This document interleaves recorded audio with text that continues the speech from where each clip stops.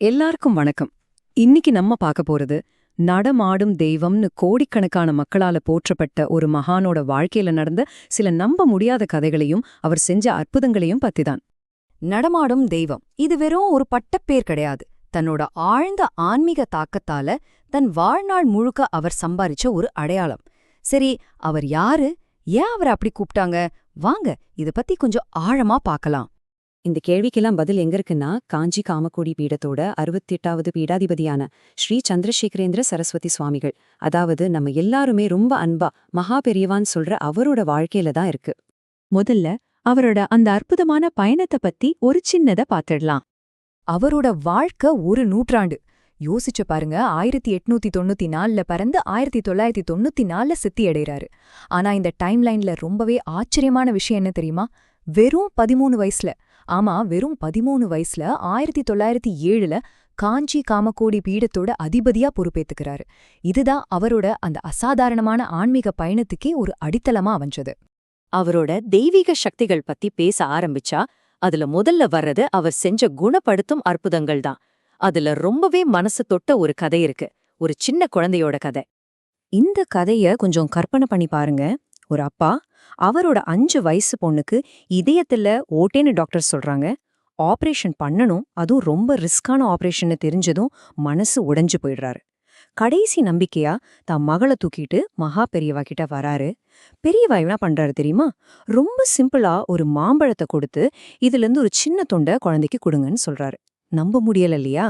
ஆனா அடுத்த செக்கப்புக்கு போகும்போது டாக்டர்ஸே ஆச்சரியப்படுற அளவுக்கு அந்த ஓட்டை முழுசா காணாம போயிடுச்சு.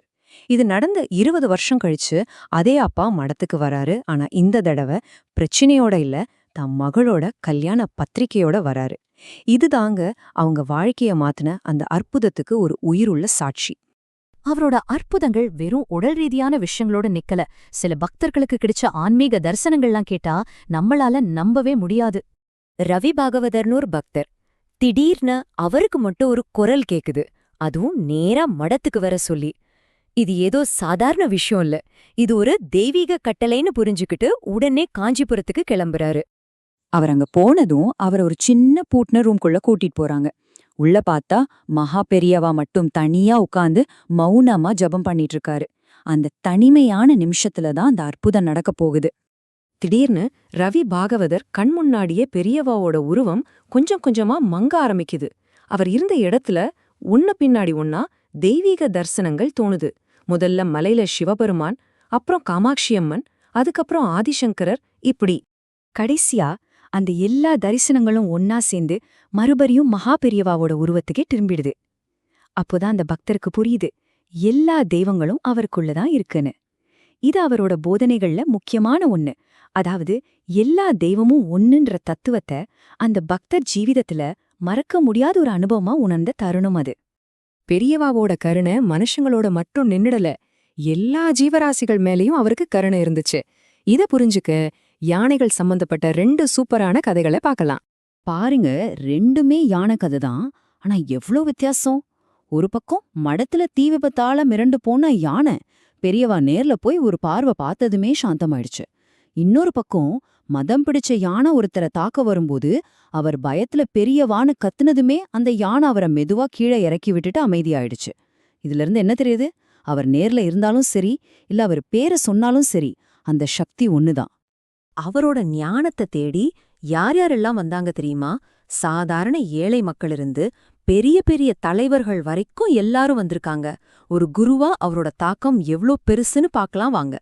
தலாய் லாமா, மகாத்மா காந்தி மாதிரி ஆன்மீக அரசியல் தலைவர்கள், MS சுப்புலக்ஷ்மி, சீர்காழி கோவிந்தராஜன் மாதிரி இசை மேதைகள், JRD டாடா மாதிரி தொழிலதிபர்கள், இந்திரா காந்தி மாதிரி பிரதமர்கள்னு லிஸ்ட் ரொம்ப பெருசு.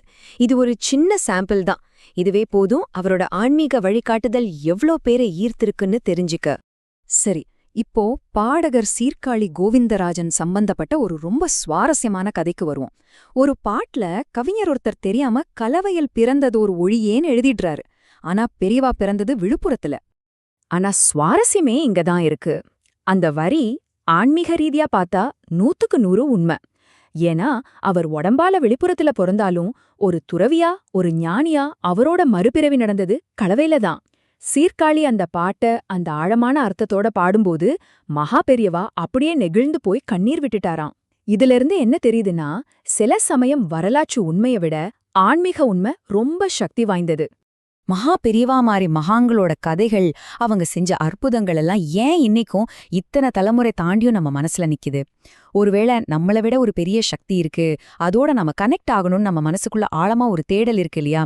அந்த தேடலுக்கான பதிலாதான் இந்த மாதிரி கதைகள் இன்னைக்கும் நமக்கு அந்த தெய்வீக தொடர்பை கொடுத்துட்டே இருக்கு.